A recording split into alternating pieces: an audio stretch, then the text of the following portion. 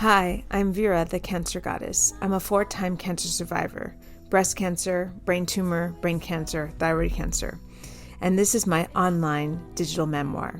Thank you for listening. This recording is all about my journey through food addiction and cancer recovery. I've been in a 12-step program for food addiction for about 21 years.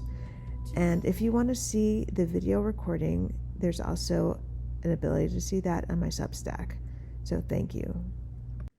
All right, tonight is just me. Karina's not here. She'll be here the following weeks. But I wanted to follow up about my journey in recovery as a food addict because this was a special request by a friend of mine in recovery who said, there's all these cancer people out there and they're eating sugar and they're eating flour and processed foods, and they don't have the idea of that connection between cancer and the food that they eat. And so I've been doing what I'm doing for 20 years, and it's 100%. It's 100% the reason why. Sorry. Let me just mute her. It's 100% the reason why I'm still alive. I mean, there's many reasons I'm still alive, but that's one of the main reasons, because my body has been starved of sugar, processed sugar, for 20 years. So when I was diagnosed with breast cancer, brain tumor, brain cancer, thyroid cancer, my body could just like fight back really powerfully. So what I'm going to do is I'm going to explain what food addiction is, and then what I do every day, so you can take bits and pieces from my journey. And you don't have to join a 12-step program for food addiction if you are okay with flour, sugar. But if you cannot control it and you need help, there is free help. I mean, that's what a 12-step program is. I'm not going to tell you the name of the program because I want to protect anonymity, but you can always message me directly and ask me, what's your program's name? Because there's meetings, there's support, there's someone who can like talk to you every morning about what you're going to eat. Because honestly, it's not our fault, guys. Dunkin' Donuts, Starbucks, these are the greatest drug dealers in the world. The sugar, the caffeine, the flour, it just keeps going. And you know what? Cancer feeds on that. So if you want to starve the cancer, you'll starve the sugar. You'll starve all that processed stuff. So let me go through my journey. I'm a visual learner, and maybe some of you are too. But I'm also going to be recording this as a podcast. So I'm not going to say too much about the photos, but you're going to see some of the photos. And if you're listening to this as a podcast, then I suggest you see the visuals as well. All right, here we go.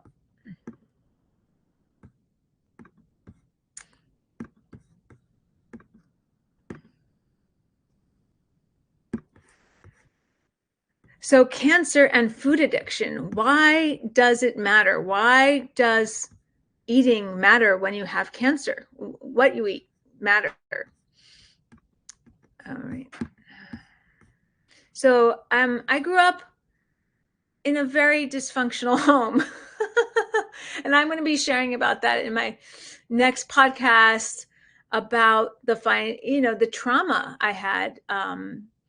And everybody has, I'm sure I'm not unique, guys. I'm not unique. I'm sure you've got your own journey too. But for me, it was hard. My father worked all the time, and my mother was overprotective and worried a lot about us.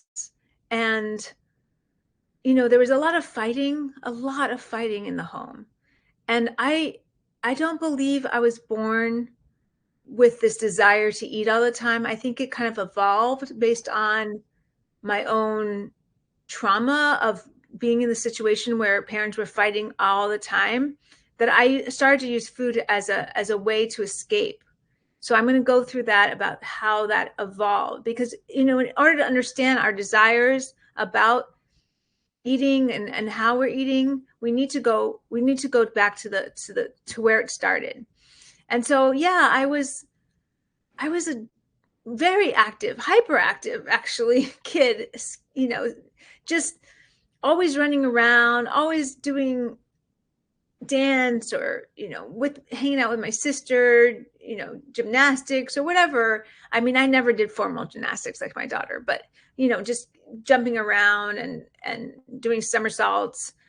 So very active. Food was not important to me. You know, food was really not. And you can see here, look at me. I'm thin. I'm like a normal girl. I always looked at this, and then you know, I felt like the cat's meow when I was 7, 8, 9 years old, and and the cat's meow. I mean, like, I looked like all the other girls in some ways, and I didn't feel different. That started coming later. That started coming when I started eating my feelings, and I started eating my feelings pretty young because of the environment I was around. I grew up in a wealthy area, but we were not super wealthy. So I would compare myself to the other people who were wealthy. And I started just eating as a way to escape the feelings of inadequate. Can you, whoever that is, can you, Marilyn? Yeah, okay. Let me just mute her. Sorry. Some people don't know sometimes. And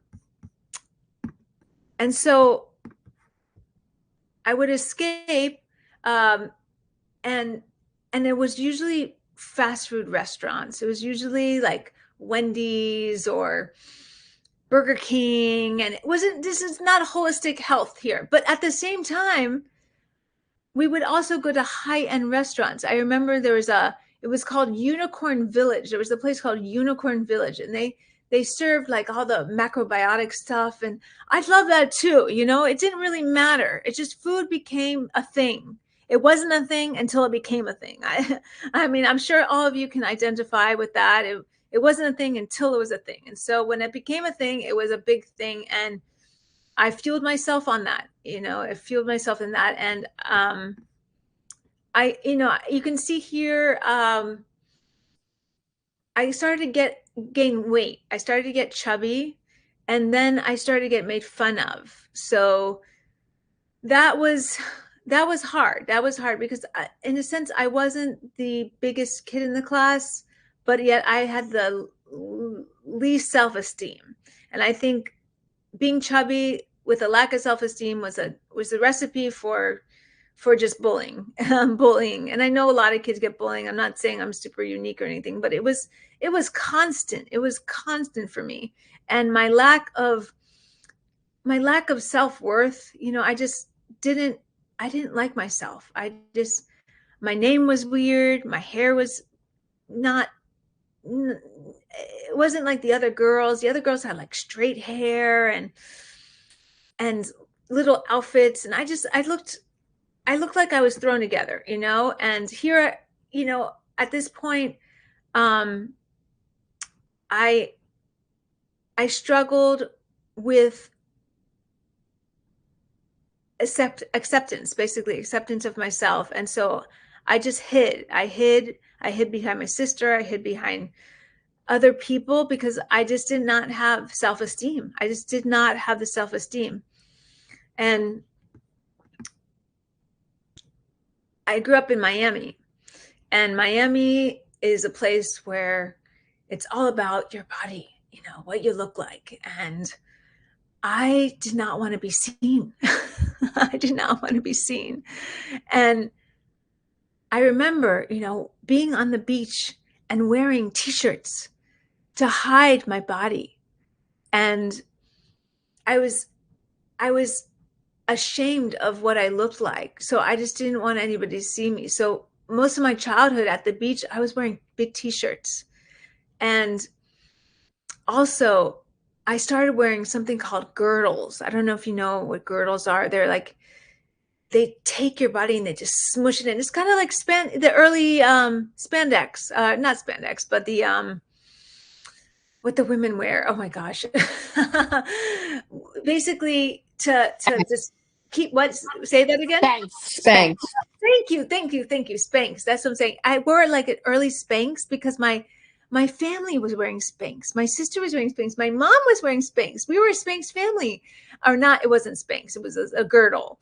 And I was only 11 wearing a girdle. I mean, it's crazy. And then my mom started going to Weight Watchers. And so I started going to Weight Watchers with my mom because I was, again, a chubby girl and I wanted to lose some weight. So I felt normal again. And I started going to the meetings and the psychology, I mean, of an 11-year-old girl going to Weight Watchers. It just makes me very sad. It makes me very sad now. But at the time, that's what I was doing. And I was counting calories. And I don't know if you know anything about Weight Watchers. It's all about shading these little boxes based on this fruit and this bread. And, you know, it was just made me crazy in a way. And then I'd be in a line at school, you know, waiting to go to the eat. And I would just load up on whatever that cafeteria food was. And then afterwards I would go with my sister and we would go around different places and go get food at different like bodegas and restaurants. And so my life was really revolved around escapism and eating until I figured out dieting. And here are some of my best friends from middle school, Wendy, Alfreda, and Alicia. And I became popular because I switched schools. So I went to a school that was for the arts and for theater. And I was no longer in that elementary school where I got made fun of all the time. And they didn't know that I had been chubby, but I figured out how to lose weight. And that was restricting and also exercising. So I exercised before school. I was like 13 years old, going to the gym, 12, 13, going to the gym. And I started eating like a stalk of vegetable every night because Alfreda was so thin and I wanted to be just like Alfreda. And so I ate like a stalk of celery every night. I would eat a stalk of celery every night. And if I didn't eat that stalk of celery, it was like, oh no, I'm going to get fat. I started getting crazy, crazy. And you can see here, I took the t-shirt off and I have a proper top. I would never show the bottom of my bikini. No. Just the top is okay. And when I was I was 14 years old and I could not deal with the trauma of my family anymore. And my sister ended up moving to New York City to attend a film school called NYU. And so I said I was going to come for the summer to see my sister and hang out with my sister. And I ended up staying there in New York. And that's really when other addictions took off. So not just food addictions, because I already had the basis of food addiction, even though I was thin now and popular and the boys liked me and I had a beeper and I wore those short shorts, like those little short shorts, and I'd walk around the mall and they'd be like, hey girl. And I'd be like, okay, hey. So, I mean, I felt good. But I still had this monkey on my back. Like, oh, if I don't do this, I'm going to gain weight. I'm going to be that fat girl again that that I got bullied and I didn't want to ever go back there. So when I moved to New York City, the thing is, I didn't have my gym anymore. I didn't have the structure. It was cold. So I started smoking cigarettes to help abate the desire to eat. And this is when I had first moved. I think I was 14 and there I am. Like, I think I brought food out to go sit on the porch of my sister's building. And I wore all black. I wore black all the time. And I always showed off my legs because I had skinny legs. So it was like, wear all black, conceal the top, and show off my skinny legs. And I got that from my family. I got that from my family, because they were all overweight. So I remember a time when we were at the library and this kid, Heath Weisbrod, you can remember these kids. And he took out a book. Okay, maybe it wasn't him. Heath, I'm sorry if this wasn't you. But this whatever boy it was said, "Oh, there's Vera's family," and it was a book about cows. And I can't tell you how mortifying that was. I still remember it like it was yesterday. That's the power of these moments that you will not forget. And then I started to gain weight. I started to gain weight, and that freaked me out. And I started doing drugs and smoking, and addiction just went woohoo. It was, and I had big jobs, and I had really big jobs. And this was when I was 17. I managed a day spa. It was very high pressure in the sense that I was way over my head for the kind of work that I had to do. So it just fed my addiction, and I started doing bulimia when I was 16 years old. So this is a year after I started bulimia. And bulimia, I can't tell you how awful it is. And I'm so grateful I'm still alive.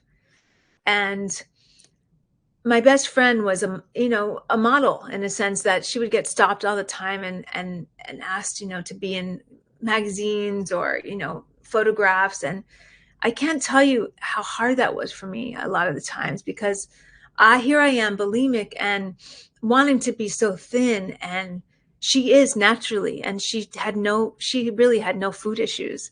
And so I would compare myself to her, and the magazines like these. That's why I'm like, I have my own daughter, and I don't want her to get exposed to like what I was exposed to, because it really robbed me of my soul.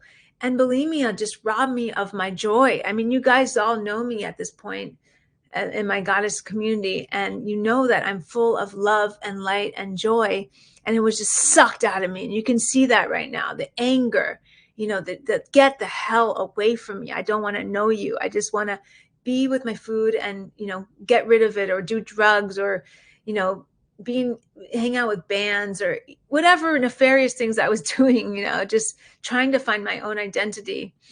And yeah, I mean, I lived a really crazy life when I was 17. I was living with, she's a writer, and we were living with my sister in Brooklyn, and I lived in the living room, and it was just not a normal childhood. So, I mean, these are all the things that led to where I'm going to go now, because you're like, why is she talking about this? Well, I'm just trying to lead up to where I am now. Okay. Okay. And this is sort of the end of the road here. College, just trying to always find the party, but then, showing the weight, you can start to see like it's coming on. And I was bulimic. So I was a chunky bulimic, and that is no bueno for a bulimic. And then things changed. Okay. I moved to Boston, and I hit like a real bottom. I hit a real bottom. I was living with this boyfriend, and we weren't really connecting, and I didn't know what the heck I wanted to do with my life. And so I ended up working at a documentary film company, and the owner of the documentary film company was thin, but on the picture on the wall, he was heavy. And I was like, whoa, what's happened here? And then one night I went to go ask him. I was an intern. I was looking for a job too. So I went up to him and I said, you told me how, your secretary said that you had lost weight, and then you joined some sort of program. And then he's like, okay, yeah, let me tell you. And he's like, it's for food addiction. And I had never heard that terminology before. I'd never heard that terminology, food addiction. And I wanted a job. He asked me if I wanted to come to a meeting, and I said, okay, yeah, I'll come to a meeting. And that was 21 years ago. 21 years ago, friends, goddesses, goddess friends. And I'm telling you, it changed my life. It's why I'm still here talking to you. It's why I'm still alive. And that's why I'm here to talk to you tonight about what I did. So take what you want, leave the rest, but learn from my experience. So the basic tenets of the 12-step program for food addiction is no processed flour or sugar. No processed flour or sugar. I weigh and measure my meals.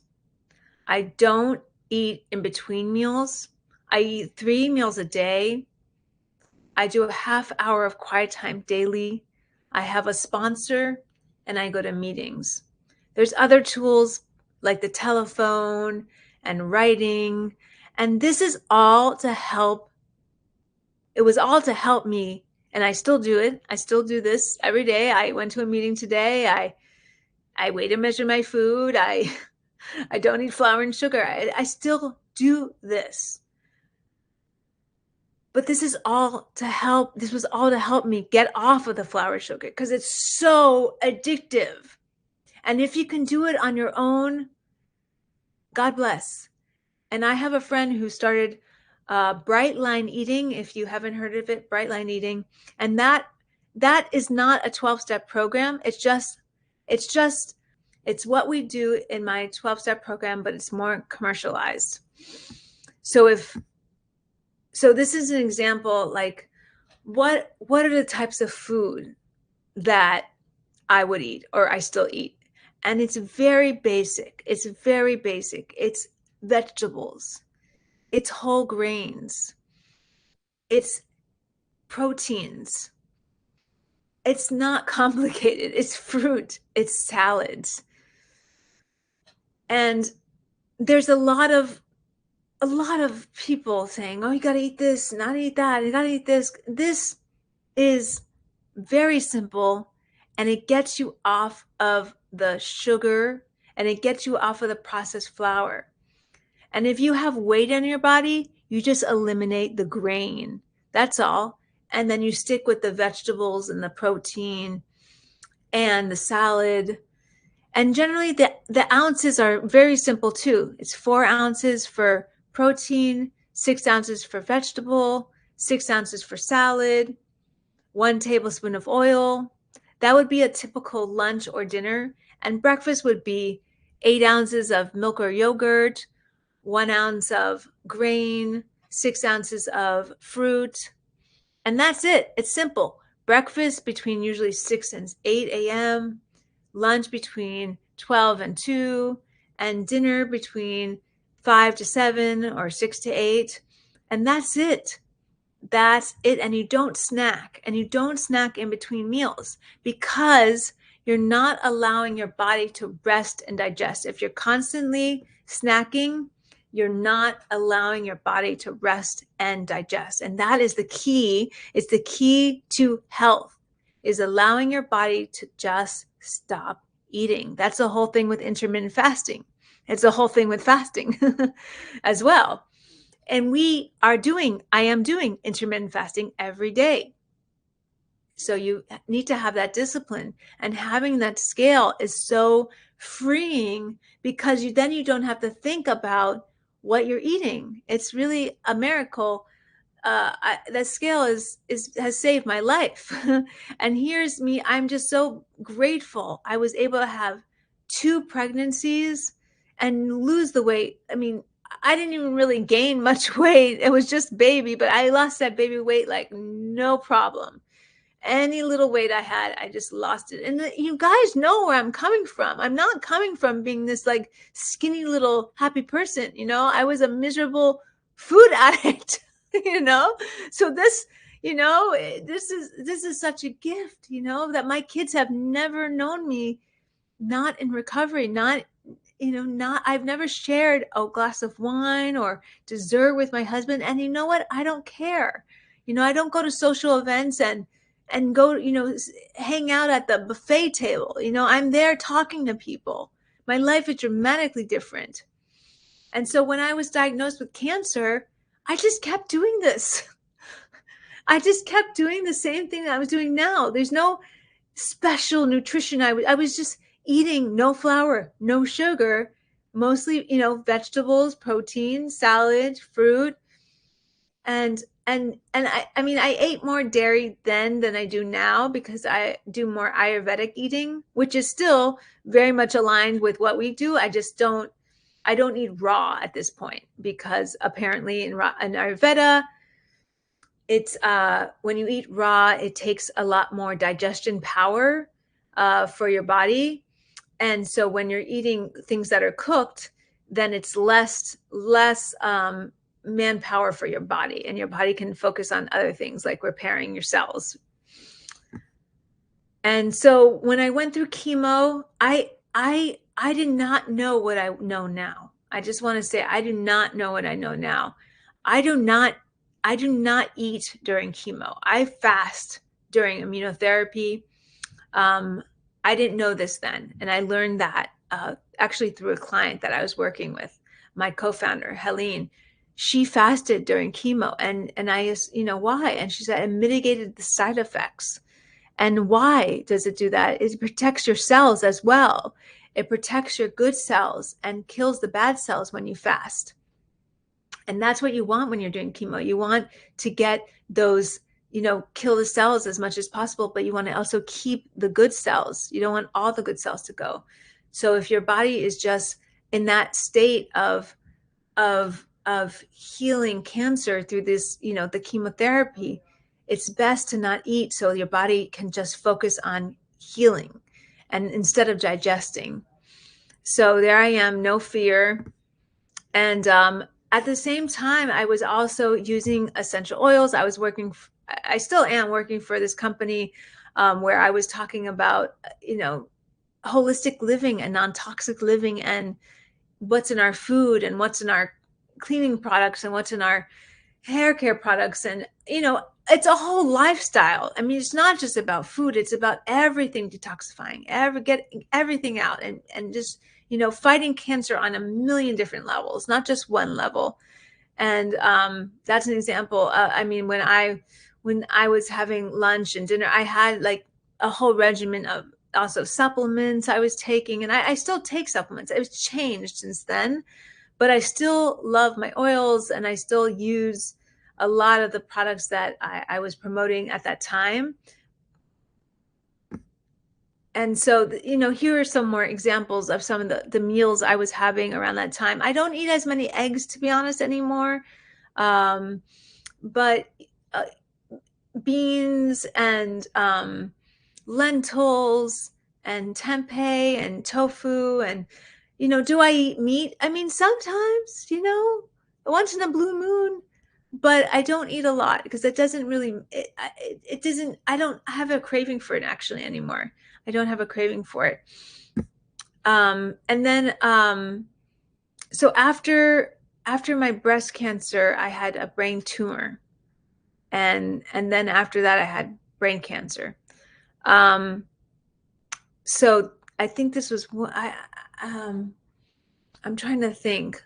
But what I know is that my oncologist told me that if I was eating sugar, I would have been dead. The fact that I haven't had sugar and I still, and the fact, and I still had these metastases and I was so healthy. I mean, forget it. There would have been no chance, but I fought it like a champ because I kept doing it. I kept doing it. And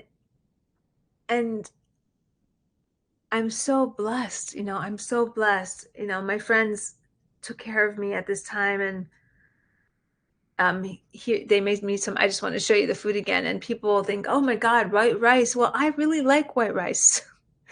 And you know what? If that's going to be the thing that takes me over the edge, let it be taking. This is not a food prison. This is not a food prison. It just means you don't eat bread, processed foods or pastas, but you can still enjoy the grains. You can still enjoy the quinoa and the amaranth and the oatmeal. You can still have a lovely palate because a lot of people are scared. They're like, oh no, I can't give it up. I can't give it up. But yes, you can. And then you will feel so much better in the long run. You'll feel so good about yourself and you won't miss it. I don't miss it. I don't ever look at those kind of products now, like donuts. And I'm not like, oh, I want a donut. No, no, I don't care. I have no cravings. Absolutely none. But you got to get it out of your system. And that's what I started. I started Breast Cancer Goddess to really help women get all this toxic stuff out of their system. I mean, that's me after brain tumor. I'm standing on my head. Who does that? And I would go around to these events like the Susan Komen event, and they would be serving like donuts and not donuts, maybe like muffins, like sugary muffins and bags of candy. And I'm like, what the hell? Like, how does this make any sense for healing cancer? How does it make any sense at all? And I considered myself like a breast cancer goddess superhero. And I think some of you have maybe seen my video of when I ran around and I was saying, don't eat this and don't eat that. And, showing my community. Here, let me go back to this. Okay. And okay, let's go to this part. And you're like, oh my gosh, why did I get so thin? Why did I get so thin? Okay. So in 2023, I was diagnosed with a brain cancer that took over the folds. So I first had the brain tumor and then I had the brain cancer. So you're like, okay, trying to find the timeline here. So the brain cancer took over the folds of my brain. It's called leptomeningeal disease, where the cancer gets in the folds. It's like the cancer no one ever wants to get because the prognosis is 3 to 6 months to live. And most people don't make it. Okay. So Western medicine didn't really have a good solution for me at that point. And I had done the Western approach. I had done the chemo. I did the surgeries. I was being a good girl. I mean, I still did all my holistic stuff and I still ate the way I ate, but I was pretty compliant. But at this point, I stopped being compliant because if you didn't have a good solution for me, well, then heck, I wasn't going to follow your not good solution. So I ended up calling a friend who's a naturopathic doctor. And I was like, oh gosh, what do I do? What do I do? I don't know. I was crying. It was a mess. And she just said, this is what you do. You just drink green juice. That's all you do. You just drink green juice. That's all you do. Morning, night, whatever. Morning, day, night. Green juice all day long. Green juice. And that's what I did. I did that for the first 30 days. Okay. So I did that. I documented every day of my journey, which I'm turning into a documentary so you guys can learn more. But it was honestly the most powerful experience of my life. It brought me very, very close to my higher power. Some may call it God. I call it God, the goddess, whatever is that higher power for you. And food, I didn't miss food because I was in the spiritual plane. I felt like a deity. I mean, of course, the first week, 2 weeks were hard, but then it became much easier to get through a day and not eat. And then I'm going to see what's next here. Yeah. Why fasting? Why did she say fasting? All right. So fasting allows your body to focus on killing cancer cells. And there's different kinds of fasting, but I did only green juice for the first 30 days. Then I followed with another 37 days with coconut oil, broth, seeds, and green juice. And the reason, guys, this is one of the main points I want to say. The reason why I was able to do this was because of my time in recovery, not eating flour and sugar, not eating in between meals. So my body was already primed for the big leagues. It's like training for the marathon, training for the marathons, and then you break out the big guns when you're ready to break out the big guns. And I'm not saying all of you are going to have to break out the big guns. God forbid. I hope not. I hope you don't have brain cancer or a metastasized cancer. But if you do, this is the time to start training. This is the time to ensure that you can live a long life and be faced with any kind of metastatic cancer, and kill it and destroy it. That's what we want to do. And then you want to put yourself into autophagy. And autophagy is a cellular process whereby the body breaks down and recycles its own damaged or unnecessary components. It's a natural and essential function that plays a crucial role in maintaining cellular health and survival. So when you put yourself in this fasting state, your body starts to kill the cancer cells. So my body was, after 67 days, I mean, it was primed for when I ended up going back to the hospital because I was so thin. So you have to don't follow my direction. Don't necessarily do 67 days. I went extreme. I went extreme because I really wanted to heal. I wanted to be alive. I didn't want to die. But the problem was my body started eating away at my muscles. I started just losing so much weight, and I've learned more about how to properly fast so you don't go so thin. But I went so thin that I ended up back in the hospital, and I was put on hospice because I was on my deathbed. So you don't want to fast to die. No, you want to fast to live. But hey, hindsight's 2020. At the time, this is what it was. And so when I got to the hospital and put on my deathbed, the oncologist just rolled the dice. Really, Dr. Wolf. I love Dr. Wolf. We all love Dr. Wolf. And Dr. Wolf just rolled the dice, and she was like, okay, let's see how this goes. And she gave me a drug called NR2. It's a kind of a newer drug. And you know what? Because my body was so ready for anything at that point. My body was just so ready after all those days of fasting that the minute they put that drug into my body, and that's why I'm such a big fan of the Eastern Western connection, because just doing the fasting would have killed me. But when they put that magic juice in me, the NR2, the magic juice, it just saved my life. I just started getting better and better. And every day, I just got better. I mean, sure, in the beginning, I couldn't walk. I couldn't eat. I had a nurse. I had a nurse to stay with me and help me with my kids, who made me meals. I had to go to rehab and learn how to open a cabinet again. I mean, I was destroyed, but I slowly came back to life. And this was last February. That was an amazing, recovery, that here I am on a trip with my kid and my mom.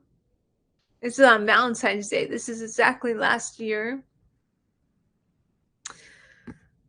And I lost all my hair doing the infusion, the NR2, and I had saved my hair with the chemotherapy doing the cold cap. And now I'm doing a reverse cold cap because I'm still doing NR2. I still fast during infusions. I just actually fasted. I had an infusion on Friday, and I fasted Friday, Saturday, Sunday. So I broke my fast last night. And so this is day 2 after my fast.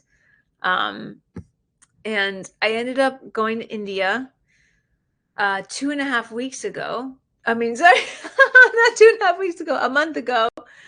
And I was there for 2.5 weeks, and I went to an Ayurvedic hospital. And you know what? What they did with food is exactly what I do with food. Although some modifications, as I said before, nothing raw. and we don't mix fruit with our meals, our hot meals, unless we put the fruit inside of the hot meal. Like if you make a porridge or something, put the fruit inside the porridge. And if you are going to have fruit, have it 2 hours after you eat a hot meal. And my digestion is so great right now. I mean, I used to have, I know this is like TMI, I used to have a lot of like gas that I didn't want to have. And I don't have that anymore. I don't have it because your body produces gas when it's trying to digest. And raw foods are very hard to digest. And I know there's raw food cancer people or whatever, but according to Ayurveda, which is a 5,000-year-old tradition, it is not optimal for the body to be digesting at that rate.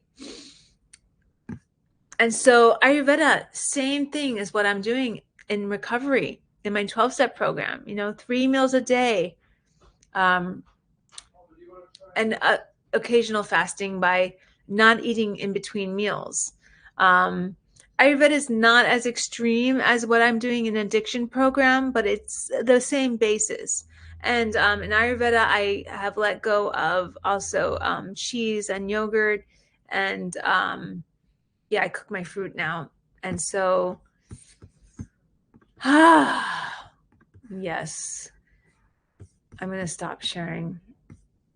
So now I'd love to open it up to questions about anything, really. Honestly, you can just unmute, and I'd love to hear, your questions about my recovery, or about what I eat, or any questions about how to starve cancer, because this really works. And I'm just another person out there, who's been successful with cancer. I don't claim to have all the answers or anything like that. I'm just here to share my experience, strength, and hope with you guys. What's your green juice recipe? Yeah, so that's a great question. I don't have a recipe per se. She just told me to just juice greens. And I don't really do recipes. I just kind of willy-nilly do it. I just got a juicer, and I just got organic greens, and my naturopath would never support me ever going out and getting juices from if I didn't make it, but I'm not as extreme as my naturopath.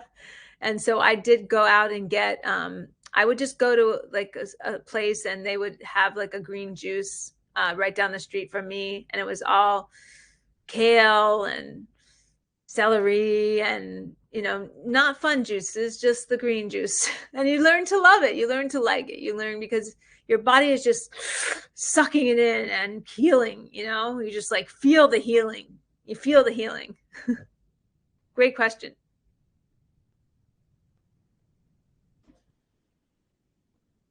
Any more questions? Now that you're not doing the strictly are you still doing strictly green juice, or do you add anything like lemon or any other types of like antioxidant things to your juices? Yeah, I still do green juice when I'm fasting. And I don't think lemon was an issue. Lemon does not spark sugar. It does, from what I know. It was it seemed, I think that was okay. It was more like the carrots and the apple and the blueberries, even though those are amazing antioxidants. It's just when you're in that, if you want to stay in that like ketosis mode, and you just want to starve the body of sugar, you just try to eliminate all the sugar. But I don't. That's a good question. I wonder if, I don't think the sugar is in the lemon. I don't think so. But turmeric and ginger, those are all really good things to add to your juices, because those are cancer killers. Vera? Hi, Marilyn. Hi. So, as you know, I was a fruitarian, and I can't seem to, get myself off of that. And so so the big question that I have is the fructose, which we know fruit Mhm. is fructose. I mean, is that like, I mean, it is that kind of ish okay with, I know Ayurveda is more cooked, and Yeah. I understand that part of vegetables, but it's the fruit. So when you say processed sugar, processed, but does that include fruit? No, no, it doesn't. In recovery, we eat fruit. In Ayurveda, we eat fruit, but we don't eat raw fruit with our hot meals. It's usually like 2 hours later. Yeah, so don't combine. Right, right. Don't combine. I think again for digestion purposes. You're right. Okay. Yeah, yeah. So if you're gonna eat fruit, just eat fruit by itself, or put it in, your hot oatmeal, or just mix it together with in hot apples. Mix it with your oatmeal, and it's really Right. lovely. Actually, it's really, really, really wonderful. Well, yeah, Digestion. Yeah. I had yours with the dates and the, Yeah. yeah, and so, but anyway, but there's some controversy over people, us girls that are on this journey, Yeah. fructose. Right. So fructose, where they're saying you shouldn't have fructose. Mm-hmm. Well, that's fruit. Mm-hmm. But so there is a difference between like stevia and, Yeah. I mean, right. the goal is to get off of the sweet taste. I mean, that's the problem, is that we have this like addiction to that sweet taste, and then sometimes when you eat a fruit, you can't get that sweet taste anymore. But if you Right. eliminate all that synthetic stuff, when you do eat fruit again, it can be really magical and taste really sweet. I'm teaching Yeah. my daughter that. I'm like, get off of the honey and the maple syrup, even though it's a quote unquote okay sugars, I guess. It's still a sugar. It's still a processed sugar. It's not from God. It's not from the land. Thank you for listening to this digital memoir regarding my journey through 4 cancers. I would love for you to support me by going to Substack at The Cancer Goddess and becoming a paid subscriber. Paid subscribers are the VIP, and they get extra bonus, awesome information that I'll be sending to you. You can also support us by going to breastcancergoddess.org and submitting a donation. No matter how big or small, everything helps. Assuming all goes well with our 501c3 that we filed, all donations will be tax exempt. So please, thank you for your support. Thank you for helping me keep doing this.